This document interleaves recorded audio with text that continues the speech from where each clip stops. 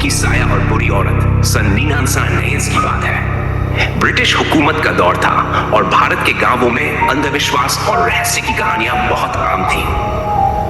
एक ऐसा ही गांव था नवागढ़, जो अपने घने जंगलों और सुनसान रास्तों के लिए मशहूर था।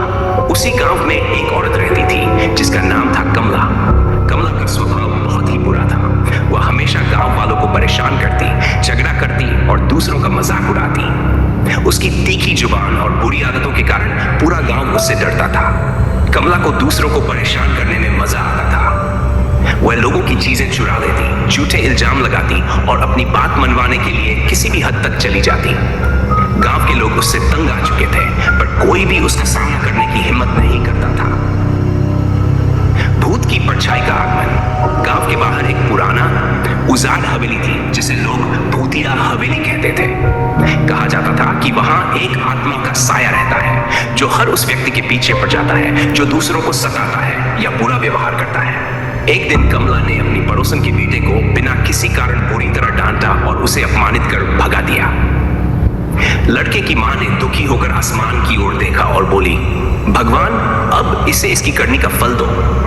उसी रात जब कमला अपने घर में अकेली थी, तभी उसके आंगन में किसी के चलने की आहट सुनाई दी। उसने खिड़की से झांक कर देखा, पर बाहर कोई नहीं था। वह इसे अपनी कल्पना समझकर सो गई। दूसरे दिन कमला जब अपने मवेशियों को चारा देने गई तो उसे लगा कि कोई उसका पीछा कर रहा है। उसने मुड़कर देखा, पर वहां कोई नहीं था। अगले कुछ दिनों तक यह सिलसिला जारी रहा। कभी उसके कंधे पर किसी के हाथ का एहसास होता, तो कभी उसकी छाया के साथ दूसरी परछाई चलती दिखाई देती। कमला का घमंड अब डर में बदल चुका था। वह घबराई घबराई रहने लगी, लेकिन फिर भी अपनी बुरी आदतें नहीं छोड़ी। डरावनी रात और भूत का सामना। एक रात कमला को नींद नहीं आ रही थी।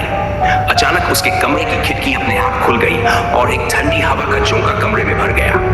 कमला ने देखा कि दरवाजे के पास एक काली परछाई खड़ी थी। वह परछाई धीरे धीरे उसकी ओर बढ़ने लगी।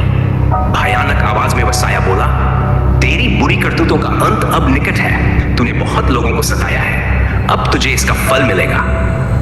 कमला चीखने लगी और रोते हुए बोली, मुझे माफ कर दो, मैं अपनी गलतियों को सुधार लूंगी। भूत ने कहा, यदि तू सच में सुधरना चाहती है तो गांव के उन लोगों से माफी मांग और उनकी मदद कर जिनका तूने अपमान किया है, वरना मैं हर रात तुझे डराने आता रहूंगा।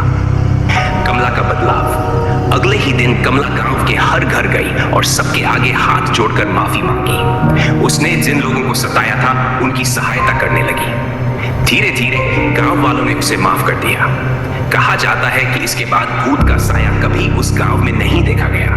गांव के बुजुर्ग कहते हैं कि भूत का मकसद बुराई को खत्म करना था और कमला के सुधरने के बाद उसकी आत्मा को शांति मिल गई। सीख। इस कहानी से हमें यह सीख मिलती है कि बुराई का अंत देर सवेर अवश्य होता है और अच्छाई अपनाने वाले को ही सच्ची शांति और सुख मिलता है।